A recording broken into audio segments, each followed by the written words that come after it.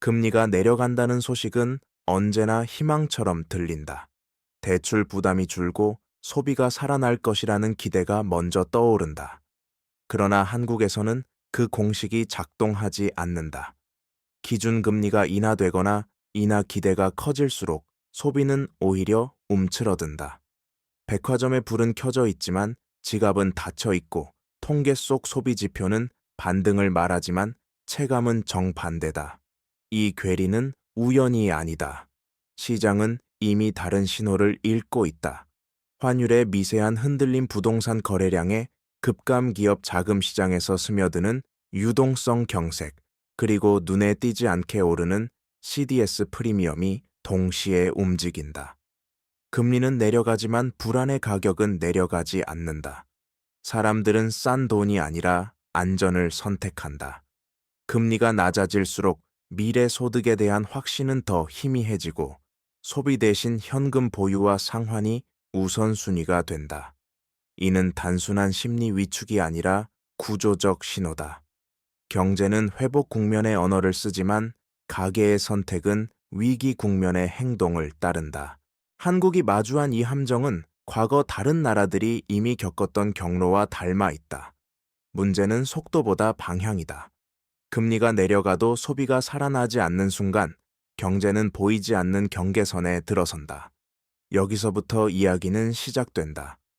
소비가 살아나지 않는 가장 이른 징후는 숫자가 아니라 행동에서 드러난다. 카드 사용액 증가율은 둔화되고 외식과 여행 같은 선택적 소비가 먼저 줄어든다. 동시에 가계 저축률은 천천히 올라간다. 이는 소득이 늘어서가 아니라 불안이 커졌기 때문이다. 금리 인하 국면에서도 예금으로 자금이 몰리고 대출 수요는 기대만큼 늘지 않는다. 부동산 시장에서는 더 명확하다. 금리가 내려가면 거래가 살아나야 하지만 실제로는 관망세가 고착된다. 매수자는 가격 하락을 기다리고 매도자는 현금을 확보하려 한다. 이 과정에서 거래량은 줄고 가격은 경직된다. 환율 역시 중요한 단서다. 금리 인하 기대가 커질수록 원화는 약세 압력을 받는다.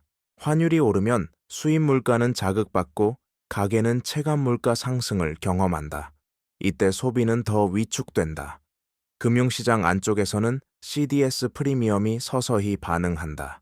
급등하지는 않지만 바닥에서 조금씩 올라가는 흐름은 신뢰 비용이 증가하고 있음을 뜻한다. 유동성은 존재하지만 흐르지 않는다. 돈은 시스템 안에 머물고 실물로 내려오지 않는다. 이 모든 징후는 하나의 방향을 가리킨다.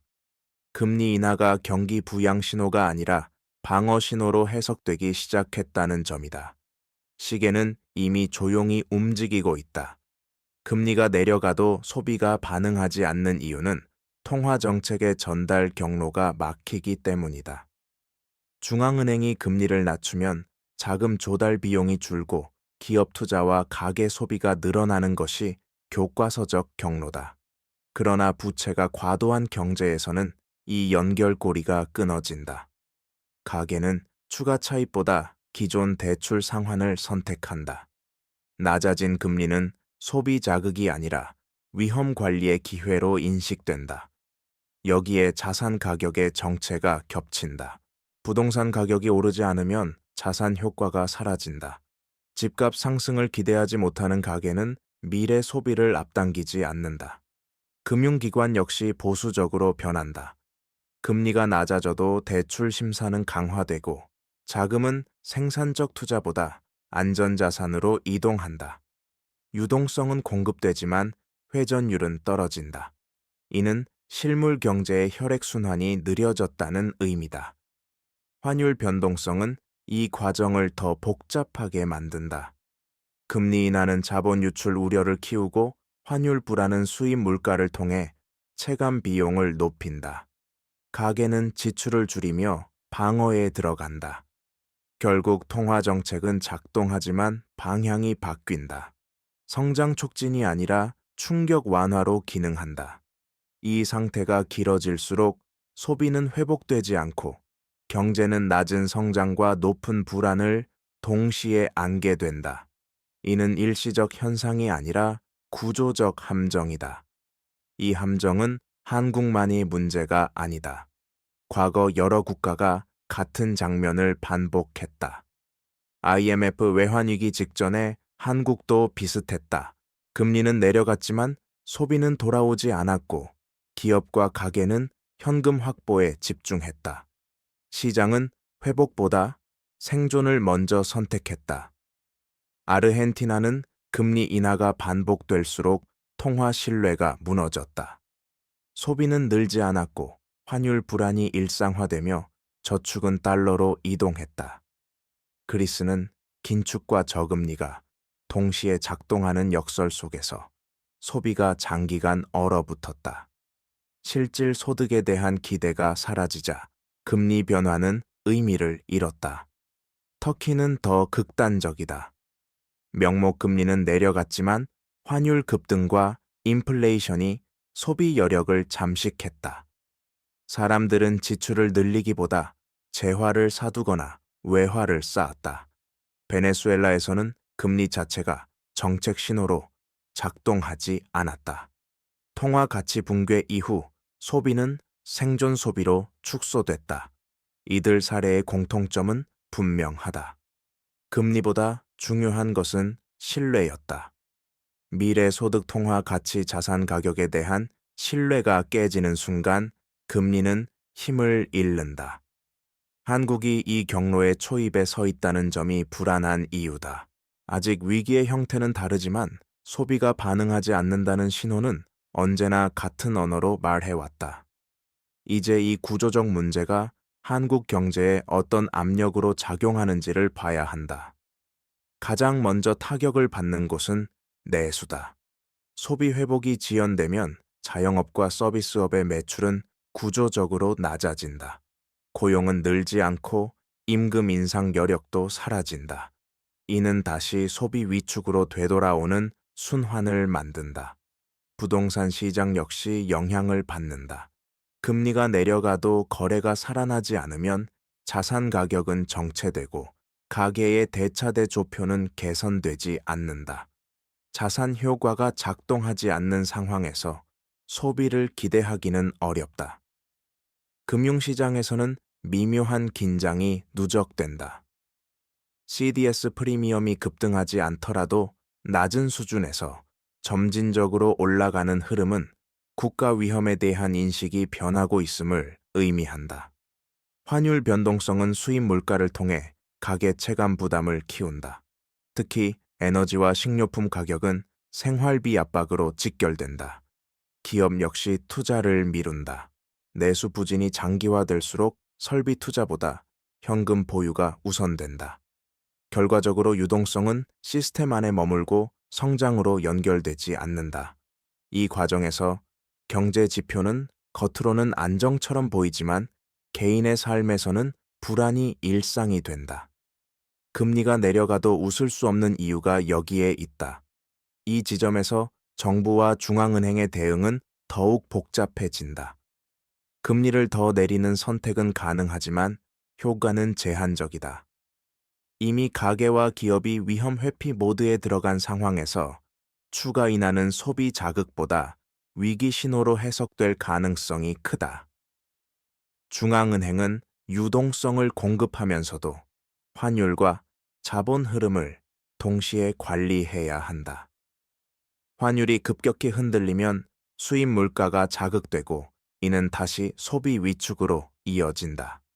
정부는 재정 정책을 통해 빈틈을 메우려 하지만 재정 지출의 방향이 중요해진다. 당이 현금 지원은 일시적 완충 역할은 할 수 있어도 구조적 불안을 해소하지는 못한다. 오히려 국가 부채 증가에 대한 우려가 커지면 CDS 프리미엄과 시장 금리에 부담을 준다. 부동산 규제 완화나 금융 지원 역시 신중해야 한다. 자산 가격을 인위적으로 떠받치려는 시도는 신뢰를 회복하기보다 왜곡을 키울 수 있다. 결국 정책의 핵심은 숫자가 아니라 메시지다. 경제가 통제되고 있다는 신뢰 소득과 고용이 유지될 것이라는 예측 가능성이 전달되지 않으면 금리와 재정은 모두 힘을 잃는다. 정부와 중앙은행이 마주한 진짜 과제는 경기 부양이 아니라 불안 관리다. 이 균형에 실패하는 순간 함정은 더 깊어진다. 이 환경에서 개인의 선택은 점점 더 중요해진다. 금리가 내려간다는 사실만 보고 소비를 늘리는 판단은 위험하다. 먼저 자신의 현금 흐름을 점검해야 한다. 고정 지출과 변동 지출을 구분하고 소득이 줄어들어도 유지 가능한 구조를 만드는 것이 우선이다. 대출이 있다면 금리 인하를 추가 소비의 기회로 보지 말고 상환 구조를 재점검하는 계기로 삼아야 한다. 부동산과 자산 투자 역시 기대 수익보다 유동성을 기준으로 판단해야 한다. 언제든 현금화할 수 있는 자산의 비중이 심리적 안정과 선택의 자유를 만든다. 환율 변동성은 생활비에 직접적인 영향을 준다. 수입 물가가 오를 가능성을 고려해 소비 계획을 보수적으로 세우는 것이 필요하다. 직장과 사업에서는 확장보다 생존 전략이 중요해진다. 무리한 투자나 고정비 증가는 위기 국면에서 치명적이다. 대신 기술 역량 이동성을 높이는 선택이 장기적인 안전망이 된다. 이 시기에는 공격적인 부의 증식보다 손실을 피하는 것이 더 큰 성과일 수 있다. 금리가 내려가도 소비가 살아나지 않는 국면에서 개인의 전략은 명확하다. 낙관이 아니라 대비 기대가 아니라 유연성이다. 이 선택들이 모여 개인과 가계의 생존선을 결정한다. 마지막으로 남는 질문은 하나다. 이 함정은 언제까지 이어질 것인가? 답은 금리의 방향이 아니라 신뢰의 회복 속도에 달려 있다. 소비는 숫자가 아니라 확신에서 나온다. 내일의 소득이 오늘과 크게 다르지 않을 것이라는 믿음 통화 가치가 급격히 흔들리지 않을 것이라는 안정감 자산과 노동의 보상이 예측 가능하다는 감각이 회복될 때 비로소 소비는 움직인다. 반대로 이 신뢰가 돌아오지 않는 한 금리는 내려가도 사람들의 선택은 변하지 않는다. 한국 경제가 마주한 함정은 통화 정책의 한계를 드러내는 동시에 사회 전반의 불안을 비춘다. 경제 지표가 말하지 않는 이 간극을 이해하지 못하면 정책도 개인의 판단도 엇나갈 수 있다. 중요한 것은 지금이 위기의 끝인지 아니면 다른 국면의 시작인지를 냉정하게 바라보는 일이다. 금리가 내려가도 소비가 살아나지 않는 순간은 항상 경고였다. 이 경고를 어떻게 해석하느냐에 따라 한국 경제의 다음 장면이 달라질 것이다. 소비 부진이 장기화될 때 나타나는 또 하나의 변화는 분배 구조의 왜곡이다. 금리 인하의 혜택은 균등하게 퍼지지 않는다. 이미 자산을 보유한 계층은 이자 부담 완화와 금융 접근성 개선의 혜택을 받지만 소득이 불안정한 가계는 체감 효과가 거의 없다. 이 격차는 소비 회복을 더 어렵게 만든다. 상위 계층의 소비는 한계가 있고 대다수 가계의 소비 여력은 줄어들기 때문이다. 동시에 기업의 가격 전략도 바뀐다. 수요가 약하다고 판단한 기업은 할인과 판촉을 줄이고 비용 절감에 집중한다. 이는 고용 축소와 임금 억제로 이어진다. 다시 소비가 줄어드는 악순환이 형성된다. 금융시장에서는 안전자산 선호가 강화된다. 채권과 현금 비중이 높아지고 위험자산은 회피된다. 유동성은 많아 보여도 실제 경제활동은 위축된다. 이 국면에서 소비 지표가 반등하지 않는 이유는 분명하다. 금리가 아니라 분배와 신뢰의 문제다. 이 구조를 건너뛰고 단기 처방만 반복하면 회복은 더 늦어진다. 소비가 멈춘 경제에서는 기업의 행동도 달라진다. 매출이 늘지 않는 환경에서 기업은 성장을 위한 투자를 줄이고 방어적인 전략을 택한다. 설비 투자는 미뤄지고 신규 채용은 최소화된다. 이는 생산성 개선의 지연으로 이어지고 중장기 성장률을 낮춘다. 특히 중소기업과 자영업 부문에서 그 영향이 빠르게 나타난다.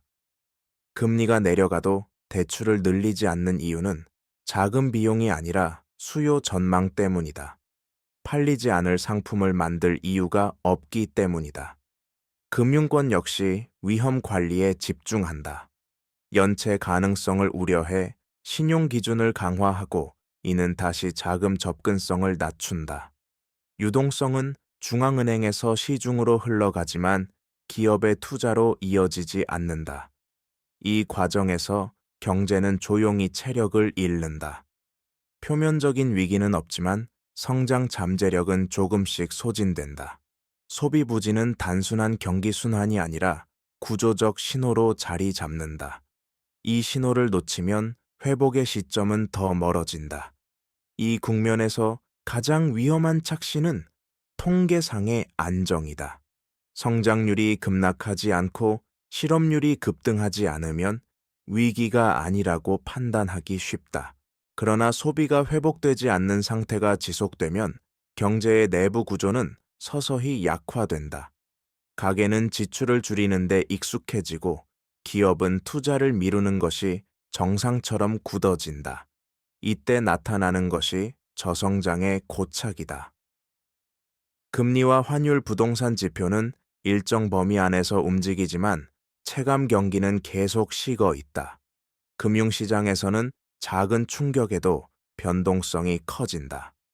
유동성이 얇아진 시장에서는 뉴스 하나 발언 하나가 가격을 크게 흔든다. CDS 프리미엄은 낮은 수준을 유지해도 바닥이 점점 올라간다. 이는 위기가 임박했다는 신호가 아니라 회복 기대가 사라졌다는 신호다. 개인의 삶에서는 선택지가 줄어든다. 소비를 미루는 시간이 길어질수록 삶의 질은 서서히 낮아지고 미래에 대한 계획은 단기화된다. 경제는 멈추지 않았지만 앞으로 나아가지도 않는다. 이 정체의 시간이 길어질수록 탈출 비용은 커진다. 이 정체 국면이 길어질수록 사회 전반에 퍼지는 변화는 더 깊어진다.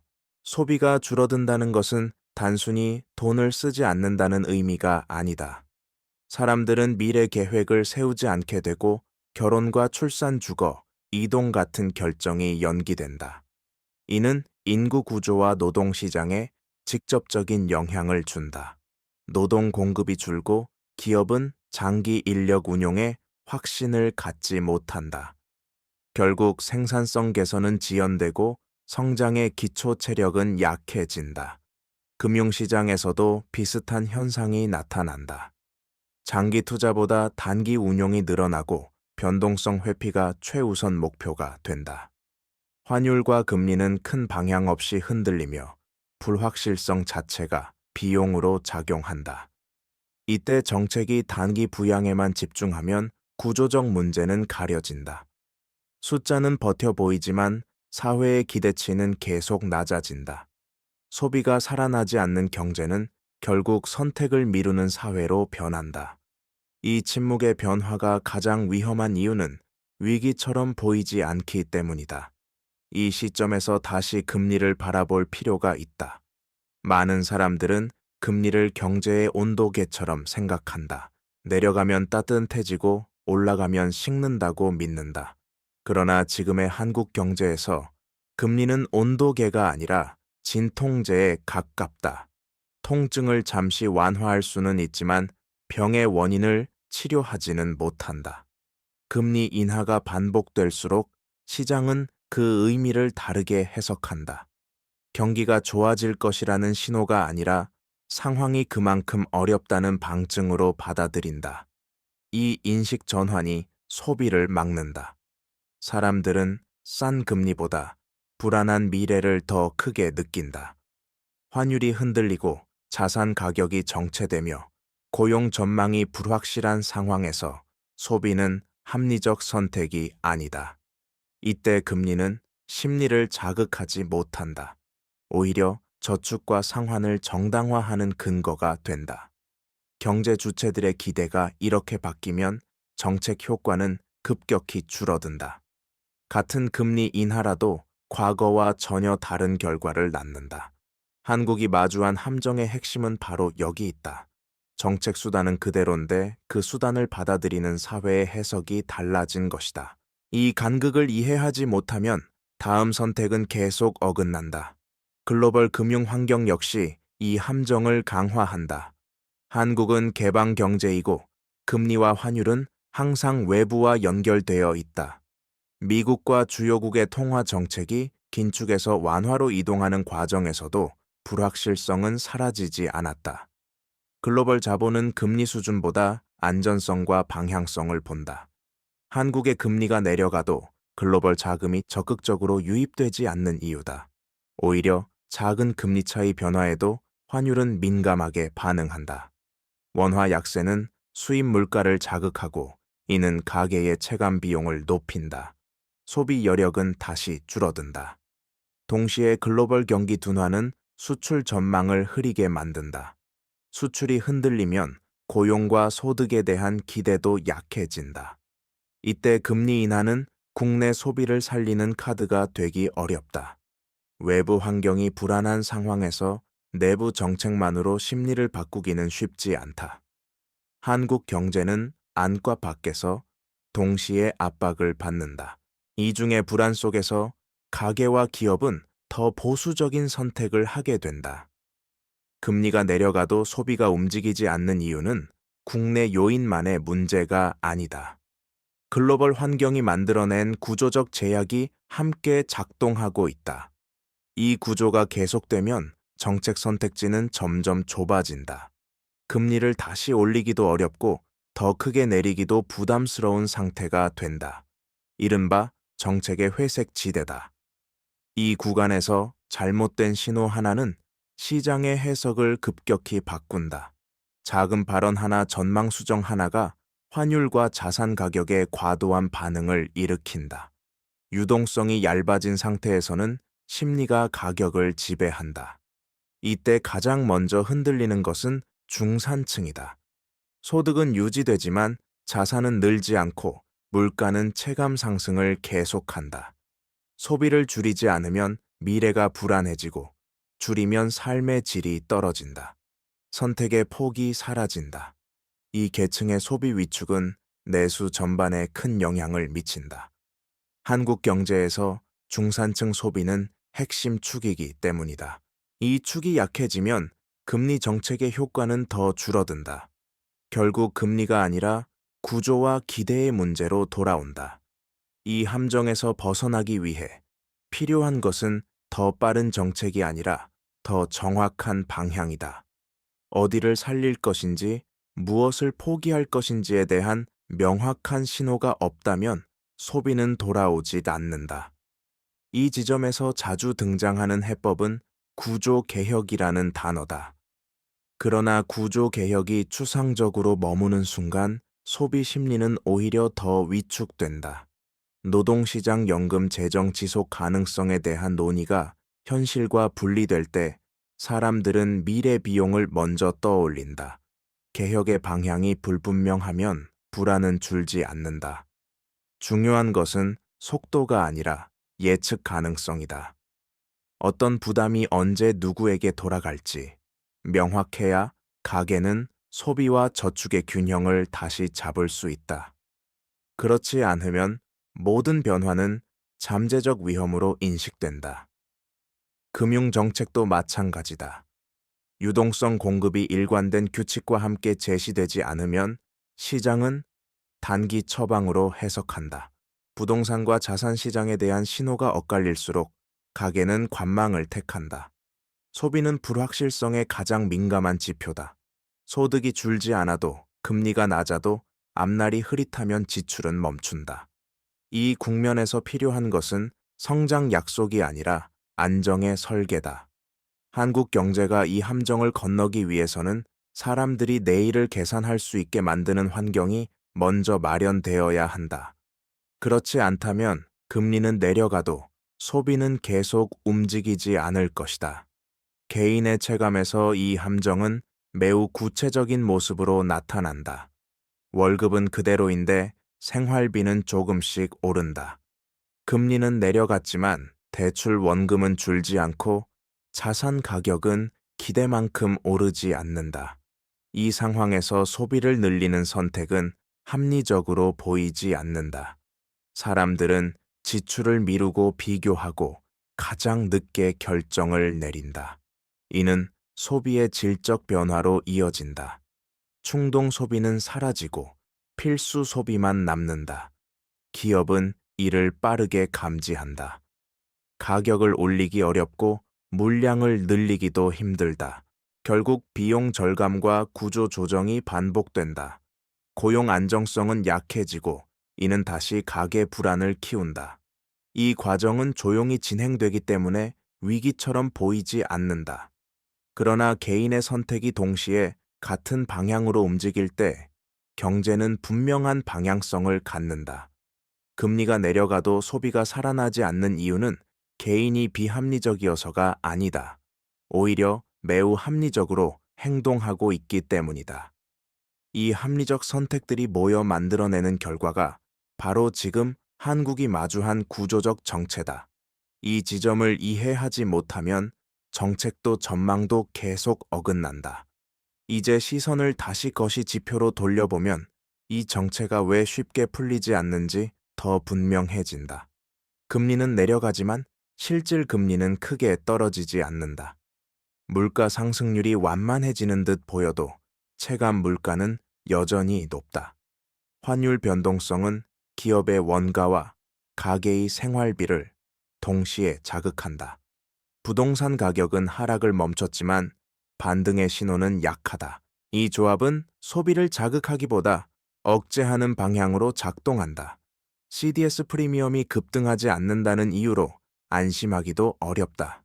위험은 폭발이 아니라 누적의 형태로 나타나고 있기 때문이다. 유동성은 중앙은행의 통로를 통해 충분히 공급되고 있지만 그 돈이 어디로 가는지가 문제다. 생산과 소비가 아니라 금융 내부에서 머문다. 이때 경제는 숫자상 안정과 체감 불안을 동시에 품는다. 정책 당국과 시장, 그리고 개인의 인식이 서로 다른 속도로 움직이기 때문이다. 이 불일치가 해소되지 않는 한 금리 변화는 신호가 되지 못한다. 한국 경제가 직면한 현실은 경기 침체라기보다 방향을 잃은 상태에 가깝다. 그리고 이 상태는 생각보다 오래 지속될 수 있다. 이 방향 상실 상태가 길어질수록 경제의 위험은 한 지점에 모인다. 바로 기대의 붕괴다. 사람들은 더 이상 언젠가는 나아질 것이라는 전제를 두지 않는다. 대신 지금보다 나빠지지 않는 것이 목표가 된다. 이 전환은 소비의 성격을 근본적으로 바꾼다. 미래를 전제로 한 소비가 사라지고 현재를 방어하는 소비만 남는다. 교육 주거, 내구재처럼 장기 계획이 필요한 지출이 먼저 줄어든다. 이는 다음 세대의 기회와 생산성에도 영향을 준다. 기업 역시 장기 전략을 접고 단기 생존에 집중한다. 연구개발과 인재 투자는 비용으로 인식된다. 금융시장에서는 장기 자금이 사라지고 단기 차익 거래가 늘어난다. 경제 전체가 짧은 호흡으로 움직이기 시작한다. 이때 작은 외부 충격은 과거보다 훨씬 큰 파장을 만든다. 이미 여유가 사라진 상태이기 때문이다. 금리가 내려가도 소비가 살아나지 않는 국면이 위험한 이유는 여기 있다. 이는 단순한 경기 부진이 아니라 사회 전체가 미래를 축소해서 바라보기 시작했다는 신호다. 이 신호를 놓치면 다음 단계는 훨씬 더 통제하기 어려워진다. 이 지점에서 흔히 묻는 질문은 하나다. 그렇다면 반전의 계기는 무엇인가? 답은 단일 지표에 있지 않다. 금리, 환율, 부동산 중 어느 하나가 움직인다고 해서 소비가 되살아나지는 않는다. 변화는 조합에서 시작된다. 고용에 대한 확신 소득의 가시성 정책의 일관성이 동시에 맞물려야 한다. 특히 고용은 소비의 가장 강력한 선행 신호다. 임금 상승이 크지 않더라도 고용 안정에 대한 믿음이 생기면 지출은 서서히 돌아온다. 반대로 고용 불안이 남아있는 한 금리 인하는 의미를 잃는다. 정책 신호의 일관성도 중요하다. 오늘은 완화, 내일은 경고라는 메시지가 반복되면 가계는 항상 최악을 가정한다. 이때 소비는 합리적으로 멈춘다. 금융시장의 안정 역시 필요하지만 충분 조건은 아니다. CDS 프리미엄이 낮아도 체감 물가와 소득 전망이 개선되지 않으면 소비는 반응하지 않는다. 결국 반전의 핵심은 신뢰의 축적이다. 하루아침에 만들어지지 않고 작은 일관성이 쌓여 형성된다. 한국 경제가 이 함정에서 벗어나기 위해 필요한 것은 강한 자극이 아니라 오래 유지되는 예측 가능성이다. 이 조건이 갖춰지기 전까지 금리는 내려가도 소비는 움직이지 않을 것이다. 이 국면에서 정책 실패보다 더 위험한 것은 오판이다. 소비가 살아나지 않는 원인을 단순히 심리 문제로 치부하는 순간 해법은 엇나간다. 사람들은 이유 없이 지갑을 닫지 않는다. 소득의 지속성, 고용의 안정성, 자산 가치의 방향성 중 어느 하나라도 불확실하면 소비는 멈춘다. 이를 무시한 채 금리 인하나 단기 부양책만 반복하면 시장은 다른 메시지를 읽는다. 상황이 생각보다 심각하다는 신호로 해석한다. 이때 환율은 민감하게 반응하고 자본 흐름은 더 보수적으로 변한다. 유동성은 늘지만 체감 여유는 줄어든다. 정책과 현실의 간극이 커질수록 개인은 공식 전망을 신뢰하지 않게 된다. 대신 주변의 체감 현장의 분위기, 자신의 위험 감각을 따른다. 이 비공식 신호들이 공식 지표보다 더 강력하게 작동하는 순간 정책의 설득력은 급격히 떨어진다. 소비가 반응하지 않는다는 사실은 이미 답을 말하고 있다. 문제는 무엇을 더 할 것인가가 아니라 무엇을 잘못 보고 있는가다. 이 질문에 답하지 못하면 다음 선택도 같은 결과를 반복하게 된다. 이제 시선을 개인의 시간 감각으로 옮겨볼 필요가 있다. 소비가 줄어드는 사회에서는 사람들의 시간 배분이 달라진다. 미래를 위한 지출과 투자가 줄어들고 현재의 위험을 관리하는데 더 많은 에너지가 쓰인다. 보험 저축 상환 같은 항목의 비중이 커지고 경험과 만족을 위한 소비는 뒤로 밀린다. 이는 단기적으로는 합리적인 선택이지만 장기적으로는 경제의 활력을 약화시킨다. 소비는 단순한 지출이 아니라 경제를 순환시키는 동력이다. 이 동력이 약해지면 기업의 매출은 정체되고 고용과 임금은 다시 압박을 받는다. 이 압박은 다시 개인의 불안을 키운다. 이렇게 형성된 고리는 쉽게 끊어지지 않는다. 금리가 내려가도 소비가 살아나지 않는 이유는 바로 이 시간 감각의 변화 때문이다. 사람들은 더 이상 미래를 확장하는 선택을 하지 않는다. 대신 현재를 방어하는 선택에 익숙해진다. 이 습관이 사회 전반에 퍼질수록 경제는 점점 더 조심스러운 구조로 변한다. 이 구조에서 회복은 느리고 작은 충격에도 흔들리기 쉽다. 소비 부진은 단순한 경기 현상이 아니라 사회적 행동 양식의 변화다. 이 변화를 인식하지 못하면 정책과 현실은 계속 엇갈릴 것이다.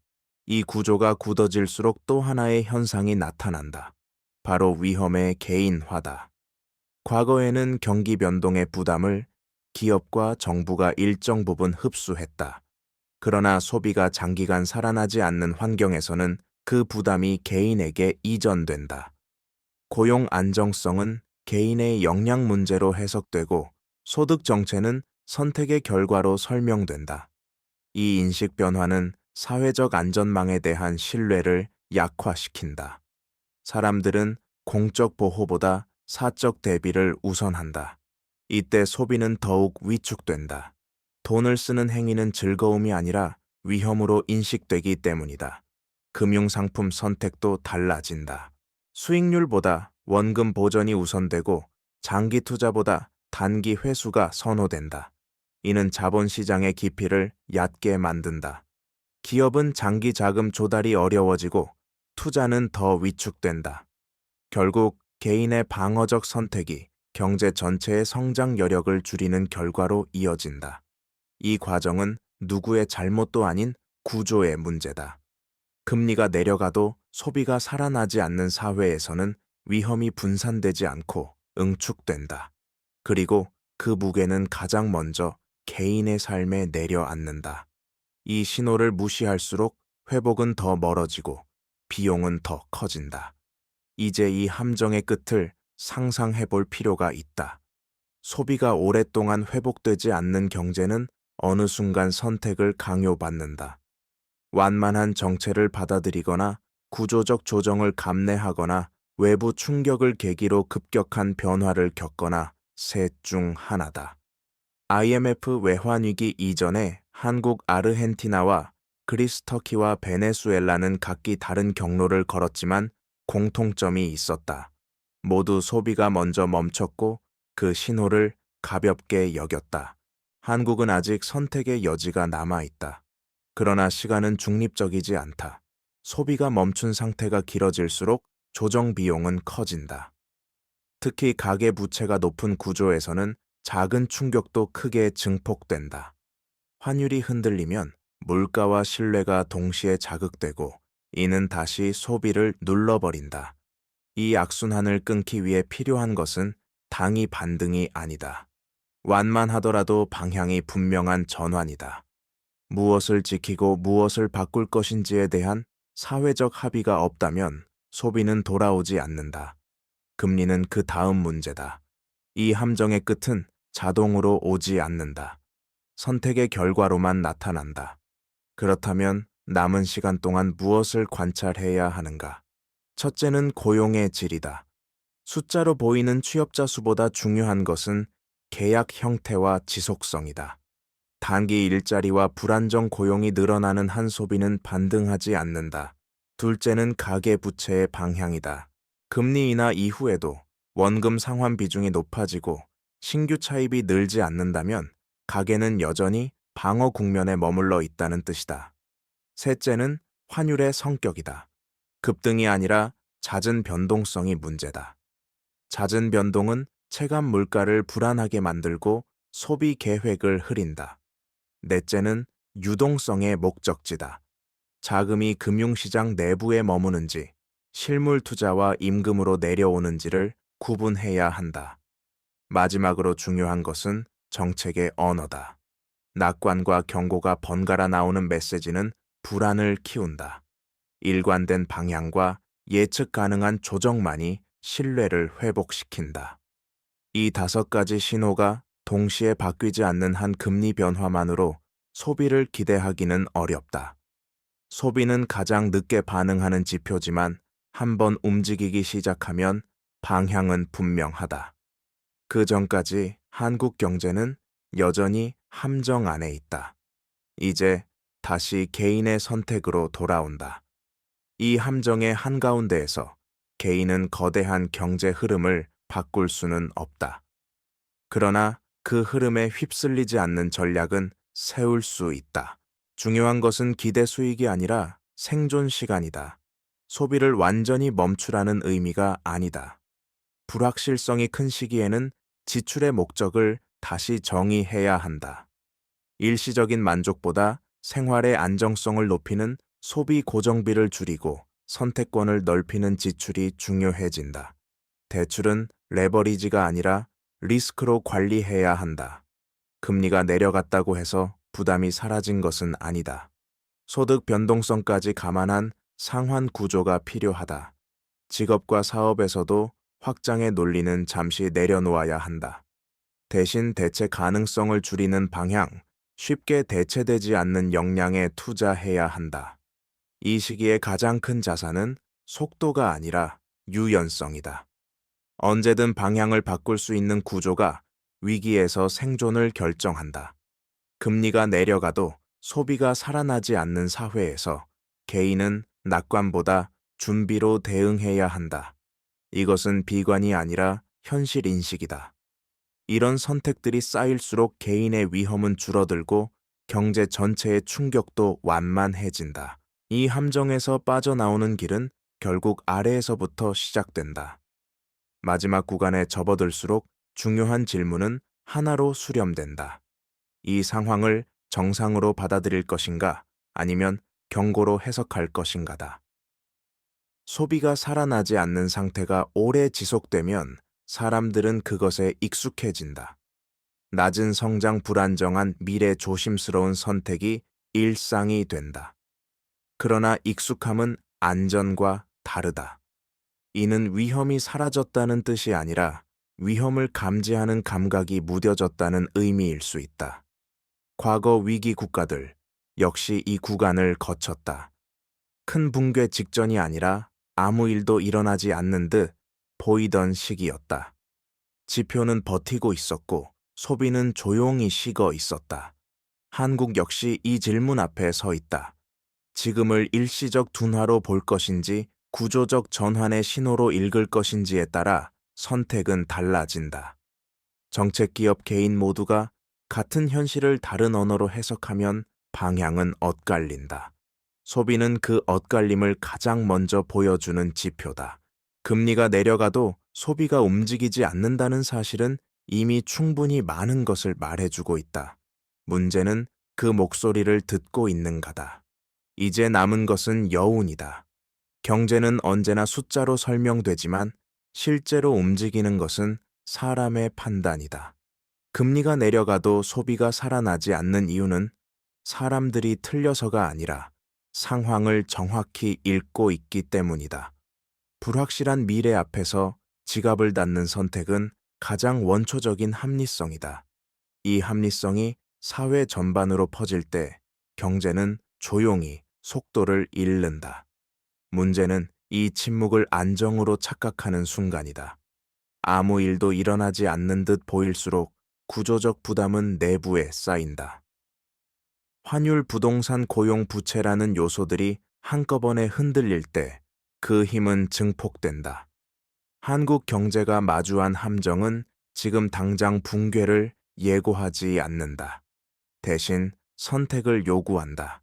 불편한 신호를 직시할 것인지 아니면 익숙한 설명으로 덮을 것인지다. 소비는 그 선택의 결과를 가장 솔직하게 보여준다. 금리는 정책의 언어지만 소비는 현실의 언어다.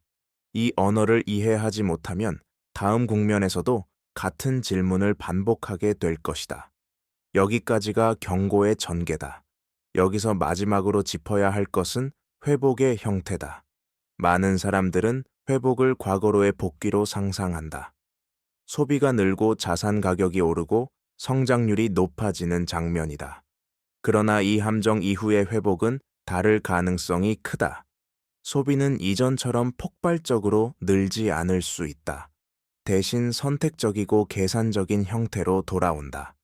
가계는 지출을 늘리더라도 구조를 바꾸지 않는다. 고정비는 낮게 유지하고 불확실한 지출은 끝까지 미룬다. 기업 역시 무작정 확장하지 않는다. 투자에는 더 많은 조건이 붙고 고용은 신중해진다. 이는 나쁜 회복이 아니라 다른 회복이다. 문제는 이 변화를 과거 기준으로 평가할 때 발생한다. 예전만큼 소비가 늘지 않는다고 해서 실패로 판단하면 정책은 다시 어긋난다. 중요한 것은 방향이다. 소비가 조금씩이라도 안정적인 소득과 고용 위에서 움직이기 시작하는지 아니면 여전히 불안 속에서 움츠러들어 있는지다. 한국 경제가 앞으로 마주할 회복은 속도가 아니라 성격의 문제다. 이 성격을 제대로 읽지 못하면 회복의 신호를 놓치거나 잘못 해석하게 된다. 금리보다 중요한 것은 그 이후에 나타나는 행동이다. 소비의 방식이 바뀌는 순간이 진짜 전환점이다. 결국 이 이야기는 숫자에 대한 것이 아니라 선택에 대한 이야기다. 금리가 내려가도 소비가 살아나지 않는 이유는 경제가 고장 나서가 아니다. 사회 전체가 위험을 인식하는 방식이 바뀌었기 때문이다. 이 변화는 되돌릴 수 없는 것이 아니라 관리해야 할 현실이다. 정책은 자극보다 신뢰를 쌓아야 하고 기업은 확장보다 지속성을 증명해야 하며 개인은 낙관보다 준비를 선택해야 한다. 이 세 가지가 동시에 움직일 때 소비는 서서히 방향을 바꾼다. 한국이 마주한 함정은 피할 수 없는 운명이 아니다. 다만 무시할 수 없는 신호다. 이 신호를 위기라고만 부르지 않고 구조적 전환의 출발점으로 받아들일 수 있다면 다음 국면은 달라질 수 있다. 금리는 언젠가 다시 오르고 내려간다. 그러나 신뢰는 한번 깨지면 회복에 시간이 걸린다. 소비는 그 신뢰의 가장 정직한 결과다. 이 다큐멘터리가 남기는 질문은 단순하다. 우리는 지금의 침묵을 무엇으로 해석할 것인가? 그 해석이 한국 경제의 다음 방향을 결정하게 될 것이다.